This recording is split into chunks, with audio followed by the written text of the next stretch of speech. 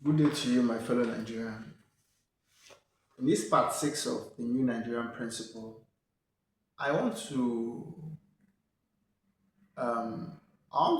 remind us of something. What's that thing? We need to tweak, we need to adjust the way we view Nigeria or the solution to Nigeria's problem. And what is that idea we need to adjust? I think a lot of us need to adjust this crazy idea that if you divide Nigeria, it will work. It will be better. You see, let me tell you, jokingly, if you think Nigeria, if you think that if you're one of those people who believe that dividing Nigeria will help us,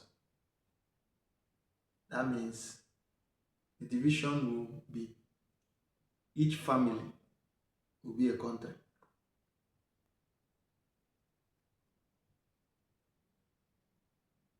Yes, each family will be a country of its own. That's one way that we may reduce the problem by 10%.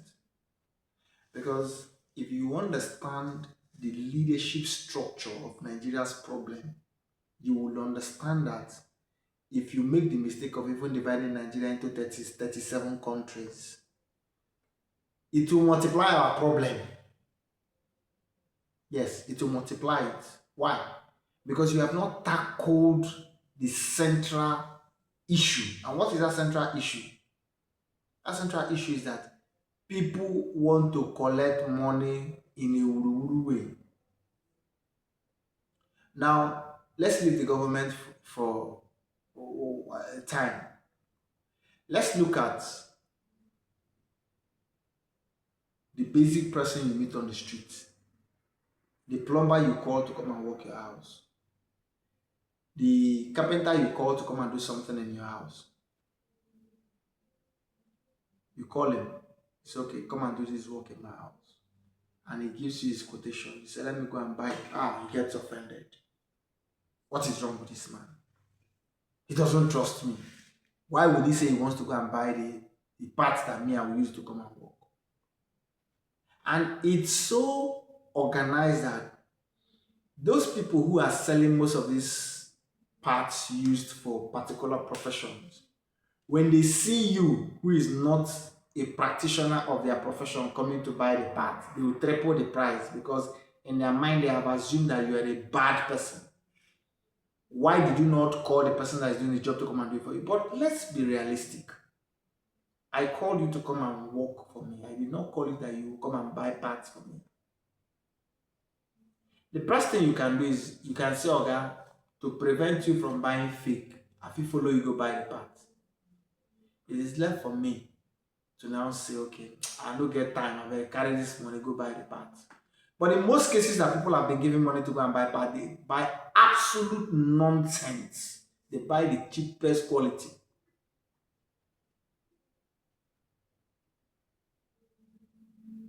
So the problem we have is a problem of greed, selfishness, insatiable drive to hammer. Because Nigeria is a place where if somebody that is working where he's receiving 300,000 naira salary, after 6 months, he builds a house with 25 million naira, buys a car of 30 million naira, people will say, God don't bless him. God don't bless him. Nobody will wonder that this guy's salary in 6 months is 1.8 million. Where did he get the money to build this house of 25 million and buy a car of 30 million? Nobody thinks that God don't bless him. So that's how God blesses people. And we still have third world countries that can't even run on their own economy, that can't even generate funds to manage themselves, always running to different countries and begging money. And they turn you into a slave. You should be ashamed that even after 60 something years of independence, Most African countries are still running to the West. Give us money, give us money, loan, loan. The problem we have is bigger than a division. If you go to every tribe, they have their difference. You go to, is it tribe? Yes, okay. It's tribe now. Sorry, ethnic groups. If you go to every ethnic group, they are kata kata everywhere. Go to communities, every village, maybe this compound and this compound, they are not talking this one. Even in the families, kata kata day, everywhere you go, kata kata there is problem. So how will dividing ourselves solve the matter? To not solve any problem. It will not solve our problem.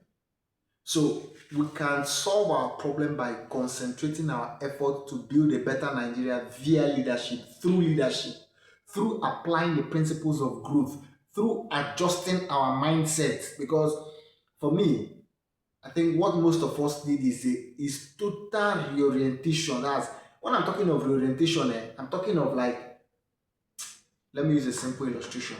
All of us at least we know phones, iOS, we know iOS and we know Android.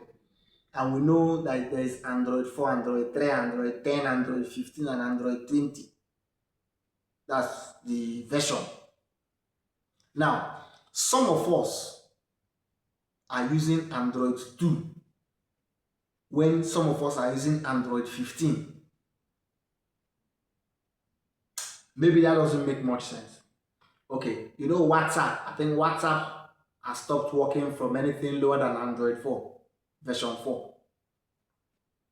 Now, for those of you that use the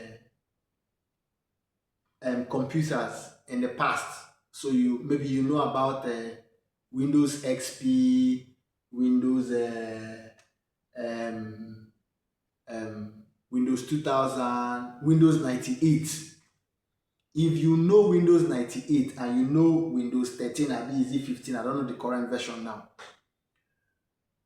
Some of us are operating using Windows 95. And that operating system needs to be deleted, not even format, delete and cancel the whole thing, then install a new operating system in our head, because the methods, the thoughts that we have, the ideas that we have is so archaic and self-centered that any reasonable man will not want to work with us. That's the truth. We're so selfish. We're so... See, what we need to solve our problem is to apply leadership principle. If we apply leadership principle in Nigeria, we will solve all of our problems. We will create a better Nigeria and we will build our nation, not dividing the nation. Because united we stand, divided we fall. Synergy is better than energy.